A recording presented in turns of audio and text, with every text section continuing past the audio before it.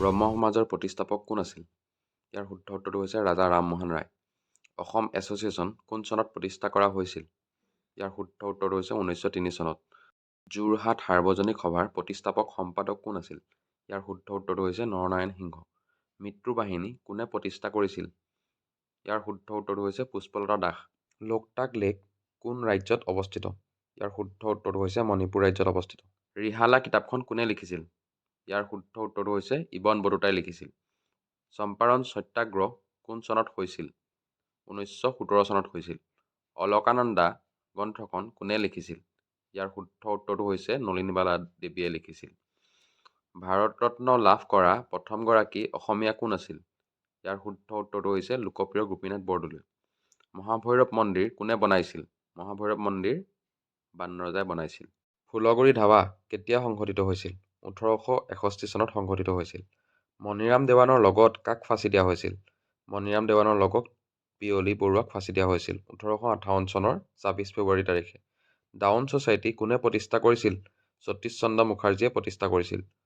চম্পাৰণ সত্যাগ্ৰহ কোন চনত হৈছিল? 1917 চনত হৈছিল। চম্পাৰণ সত্যাগ্ৰহলৈ গান্ধীজীক কোনে নিমন্ত্ৰণ জনাইছিল? ৰাজকুমাৰ শুক্লাই নিমন্ত্ৰণ জনাইছিল। ৰাওলট এক্ট কোন চনত পাছ হৈছিল? ৰাওলট এক্ট 1919 চনত পাছ হৈছিল। বংগমাতাৰ ছবিখন কোনে আঁকিছিল? বংগমাতাৰ ছবিখন অৱনীন্দ্ৰনাথ ঠাকুৰে আঁকিছিল। বংগ বিভাজন কোন চনত হৈছিল? বংগ বিভাজন 1905 চনৰ 16 অক্টোবৰ তাৰিখে হৈছিল। মাজুলী সন্ধি কোন চনত কাৰ কাৰ মাজত সংঘটিত হৈছিল? মাজুলী সন্ধি নৰনাৰায়ণ আৰু চুকাফাৰ মাজত সংঘটিত হৈছিল 1563 চনত। পুনা পেক্ট কাৰ কাৰ মাজত ছাইন কৰা হৈছিল? পুনা পেক্ট গান্ধী আৰু আম্বেদকাৰৰ মাজত ছাইন কৰা হৈছিল 1932 চনত। আজিৰ পৰৱৰ্তী প্ৰশ্নটো হৈছে প্ৰথম ব্যক্তিগত সত্যাগ্ৰহী কোন আছিল? ইয়াৰ শুদ্ধ উত্তৰটো হৈছে আচাৰ্য বিনোবা ভাৱে। পানিপথৰ দ্বিতীয় যুদ্ধ কোন চনত কাৰ কাৰ মাজত সংঘটিত হৈছিল? ইয়াৰ শুদ্ধ উত্তৰটো হৈছে আকবৰ আৰু হেমুৰ মাজত 1556 চনত সংঘটিত হৈছিল। অসম সাহিত্য সভাৰ আৰম্ভণি গীতটো কি? অসম সাহিত্য সভাৰ আৰম্ভণি গীতটো হৈছে চিৰচেনেহী মোৰ ভাষা জননী। মিত্ৰদেৱ মহন্তই এই গীতটো লিখিছিল। পৰৱৰ্তী প্ৰশ্নটো হৈছে প্ৰমথেশ বৰুৱাৰ দ্বাৰা পৰিচালিত প্ৰথম বোলছবিখনৰ নামটো কি আছিল?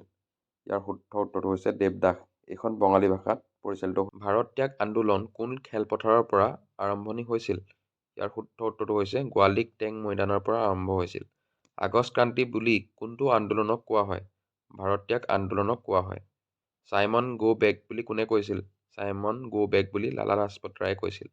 আজিৰ পৰৱৰ্তী প্ৰশ্নটো হৈছে মাউণ্ট অফ ডেথ বুলি কোনখন ঠাইক কোৱা হয়? মাউণ্ট অফ ডেথ বুলি মহেঞ্জোদাৰোক কোৱা হয়। ভাৰতৰ প্ৰথম ভাইচৰয় কোন আছিল? ইয়াৰ শুদ্ধ উত্তৰটো হৈছে লৰ্ড কেনিং। ভাষা আন্দোলন কোন চনত হৈছিল? ভাষা আন্দোলন 1972 চনত সংঘটিত হৈছিল।